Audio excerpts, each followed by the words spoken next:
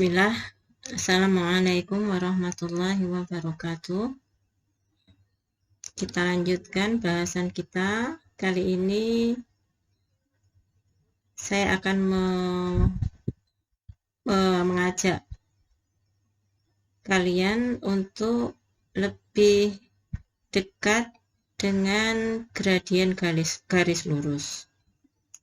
Dalam 4 bahasan sebelumnya kita mengenal bahwa gradien garis lurus itu rumusnya adalah M sama dengan Y2 dikurang Y1 per X2 dikurang X1 atau Y1 dikurang Y2 per X1 dikurang X2.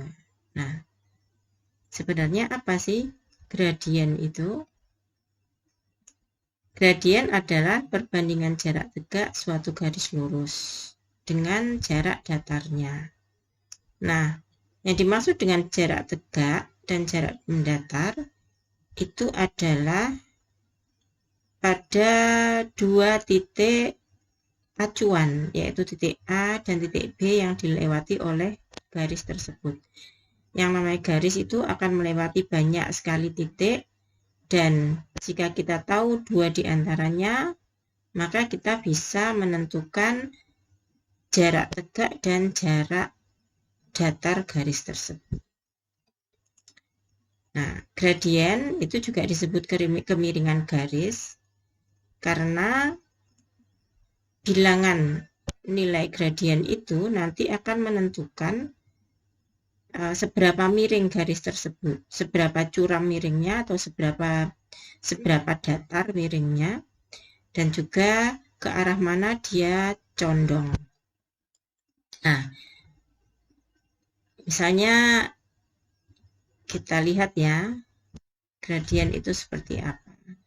Ini adalah suatu bidang kartesius, ya.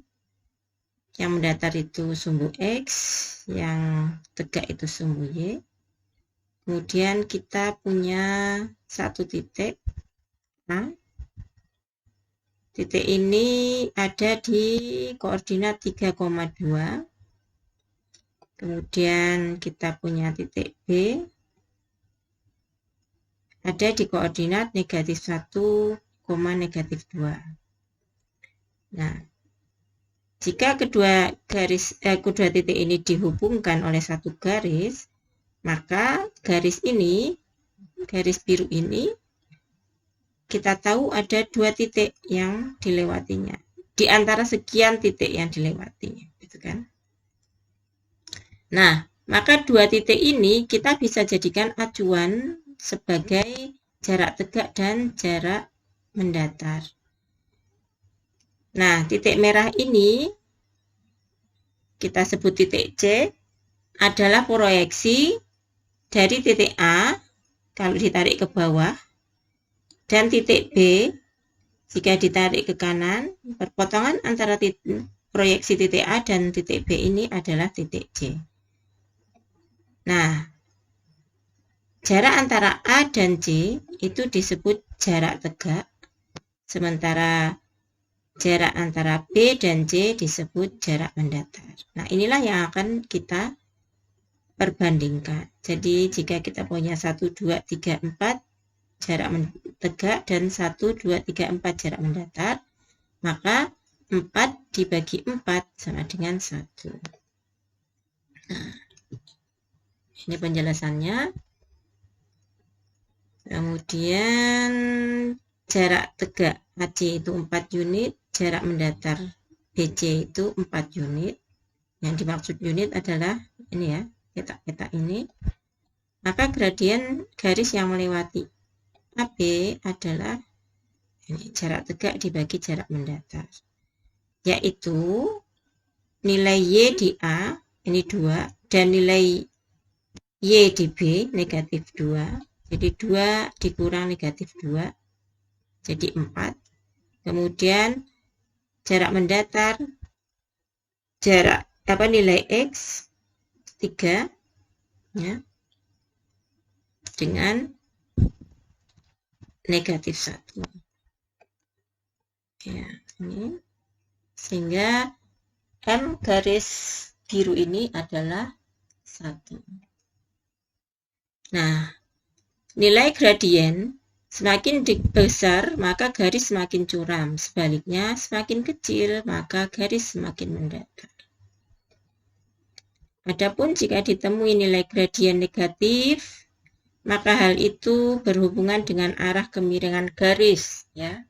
Jadi ada gradien misalnya 1 yang tadi garis tadi ada gradien negatif 1.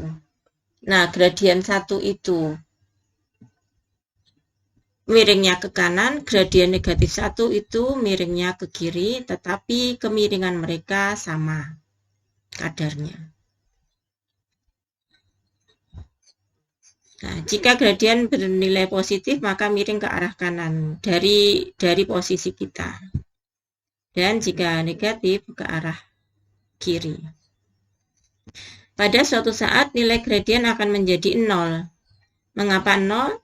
Ini terjadi jika garis itu benar-benar mendatar sejajar sumbu X, sehingga dia tidak punya jarak tegak.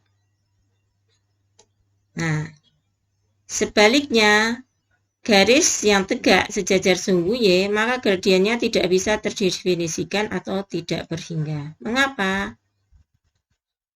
Jawabannya adalah karena dia tidak punya jarak mendatar.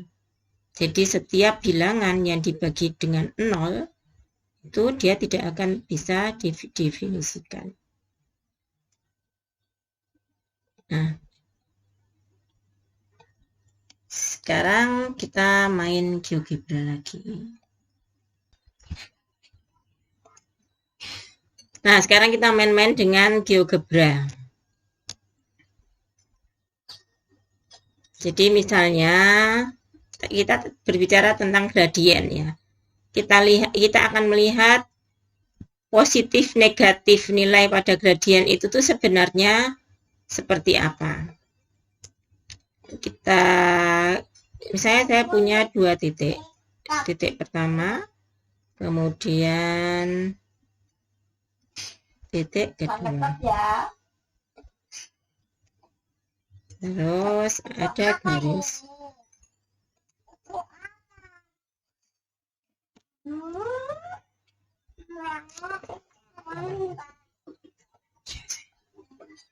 Nah, lihat garis AB ini gradiennya 0,8 alias 4/5 kan? Nah, jika titik B saya ubah, saya geser ke kanan, ke kiri. Nah, itu. Garisnya kan semakin curam. Kita lihat nilai X-nya 1, M-nya 1. Semakin besar dari yang tadi. Tadi 4/5, sekarang 4/4 alias 1. Nah, jika saya tarik lagi ke sini, misalnya ke titik 0, maka gradiennya akan menjadi 3. Ya.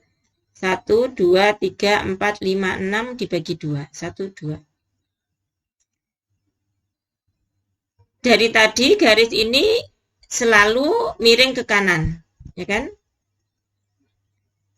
Maka nilainya selalu positif. Sekarang saya ubah lagi, misalnya ke sini. Nah, dia menjadi lebih mendatar dan gradiennya turun menjadi setengah. Nah, kalian bisa hubungkan, semakin mendatar garis, gradiennya itu nilainya semakin kecil, sementara semakin curam, nilai gradien akan semakin besar. Nah, sekarang apa hubungannya dengan nilai gradien yang negatif? Jika B ini saya pindah ke sini, nah, maka nilainya tetap tapi dia mempunyai negatif, muncul negatif di sini. Ya. Kenapa? Karena garisnya ini kita lihat miring ke kiri. Jadi negatif ini sebenarnya hanya menunjukkan bahwa garis itu miring ke kiri. Securam apapun dia, kalau masih miring ke kiri itu pasti ada negatifnya. Ya. Nih, negatif 6. Nanti sini negatif lagi, ya.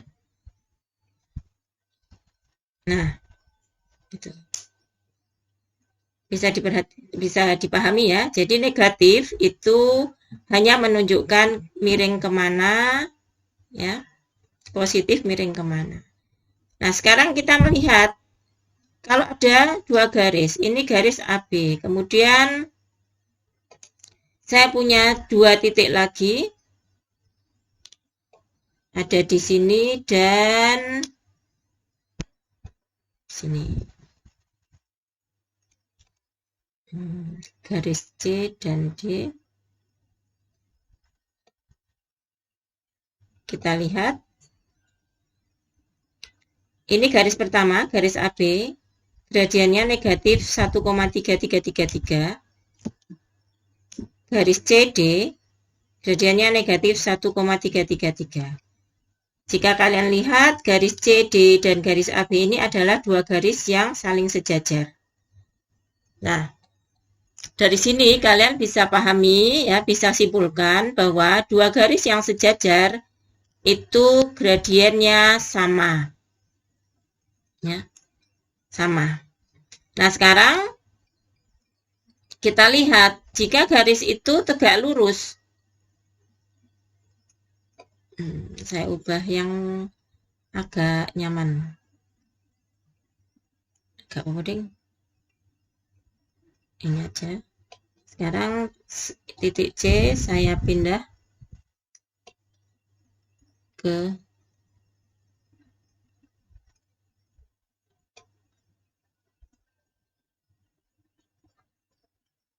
sini. Nah, kalian lihat 1, 2, 3, 1, 2, 3, 4, 1, 2, 3. Ya. AB ini gradiennya 1, 2, 3, 4 per 1, 2, 3. Ya, 4 per 3 negatif. Sementara gradien CD itu 1, 2, 3 per 1, 2, 3, 4. 3 per 4 positif. Jadi kalau dituliskan ini 1,33 ini adalah 4 per 3. Sementara garis yang kedua itu adalah 3 per 4. Yang pertama negatif, yang kedua positif. Nah, kita lihat lagi misalnya jika B ini saya geser.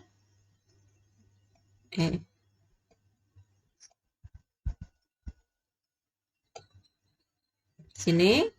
Kemudian garis C saya turunkan. Nah, garis pertama, garis AB itu adalah apa? Gradiennya negatif 1 ini ditunjukkan dia miring ke kiri. Sementara garis yang kedua, garis CD, gradiennya 1 miring ke kanan. Negatif 1. Nah, jika kalian perhatikan, jika negatif 1 dikalikan 1 itu hasilnya 1. Tadi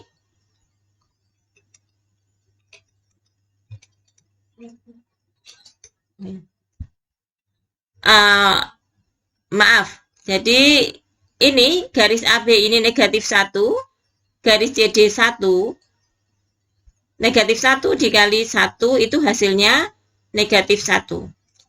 Perkalian dua garis yang tegak lurus, perkalian gradien garis yang saling tegak lurus itu adalah negatif 1. Seperti tadi, kita ulangi aja ya. Ini di sini, terus C, di sini. Saya kurang benar. Nah, ya. Jadi ini 4, negatif 4/3 dikali 3/4, itu kalau kalian sudah menguasai perkalian pecahan, maka hasilnya adalah negatif 1. Jadi, poin yang kita dapatkan ya dari GeoGebra ini adalah yang pertama, dua garis yang sejajar, maka gradiennya nilainya sama.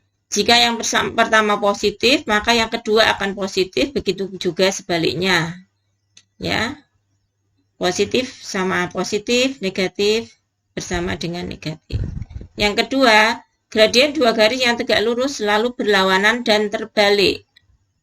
Jika garis pertama bergradien positif, maka garis kedua bergradien negatif. Dan jika garis pertama bergradien A per B, maka garis kedua bergradien B per A. Sehingga secara simultan akan didapatkan M1 sama dengan A per B, maka M2 adalah negatif B per A. Hasil kali kedua gradien garis yang saling tegak lurus adalah 1. Nah, coba kita lihat. Nah, ini latihan. Garis pertama M1 ya, garis kedua M2. Nah, M1 kali M2 sama dengan negatif 1. Garis pertama M1 sama dengan setengah. Dikali berapa dia supaya menjadi negatif 1? Benar, dikali negatif 2. Nah, ini negatif 2 ini adalah negatif 2/1. M1 setengah, M2 negatif 2/1. Kemudian garis yang M1-nya negatif setengah, berarti M2-nya berapa supaya menjadi negatif 1? Betul, 2. Ya. Negatif setengah dikali 2 sama dengan negatif 1. Sekarang 4/3. M1 4/3. Kira-kira M2-nya berapa ya? Negatif, jelas negatif. Kemudian kalau 4/3 adalah A per B, maka B per A-nya adalah 3/4. Jadi negatif 3/4. Nah, kalian bisa melihat polanya. Maka jika ini 3, maka di sini adalah negatif 1/3. Jika di sini negatif 2/7, maka di sini M2 adalah positif 7/2. Jika M1 negatif 3, maka M2 adalah 1/3, maaf, 1/3. Jika M1 4/5, maka M2 adalah negatif 5/4. Jika M1 2/3, maka M2 adalah negatif 3/2. Nah, jadi kalian bisa menggunakan ini sebagai pola yang bisa ditetapkan ya. Nah, ini nanti akan berguna jika kalian berhubungan dengan peristiwa dua garis yang saling tegak lurus, mencari persamaan dua garis yang saling tegak lurus. Maka ini akan sangat berguna untuk kalian. Nah, mungkin ini saja tentang gradien. Semoga bisa dipahami, supaya semoga juga bisa lebih kenal ya tentang gradien. Mohon maaf banyak kesalahan. Saya tutup. Assalamualaikum warahmatullahi wabarakatuh dan banyak terima kasih.